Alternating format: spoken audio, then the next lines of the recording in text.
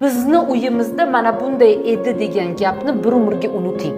Unuting va hech qachon uyingizda nima bo'lgan, uyingizda onangiz qanaqa oshpaz bo'lgan-u yoki buvingiz qanaqa ajoyib ayol ekanini qaynonangizga 100 marta aytishingiz kerak emas. Onajoningiz qanaqa deb sizdan qaynonangiz so'ragani yo'q.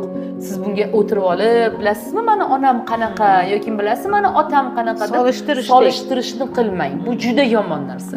Keldingizmi yangi xonadonga, yangi xonadonning qonun qoidasini qabul qiling va eng muhimi uni qadrsizlantirmang. Sizlar noto'g'ri qilyapsizlar. Yoki bu noto'g'ri, bizning uyda mana bunday deb kamsitmang va qadrsizlantirmang. Sizdan yomoni bo'lmaydi. Bittada qo'ynini qoldirsangiz, ishoning, ikkinchi marta qo'ynini olish juda qiyin bo'ladi.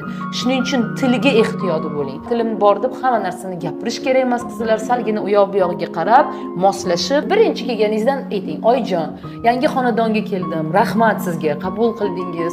Men o'ylaymanki, bir umr birga yashaymiz, ahil inoq bo'lib. Sizni hozirdan sevdim. Hozirdan sizni yaxshi ko'rdim. Mana shu xonadonning qadriyatlari, mana shu xonadonning urf-odatlari, udumlari, qo'yilgan qoidalariga rioya qilishga, uni qabul qilishga harakat qilaman. Faqat buning uchun menga ozgina vaqt kerak va bilmaganimni o'rgatib turing. Agar qayerdadir xato qilsam, mendan xafa bo'lmang. Shunchaki bu bilmaganimdan bo'lishi mumkin.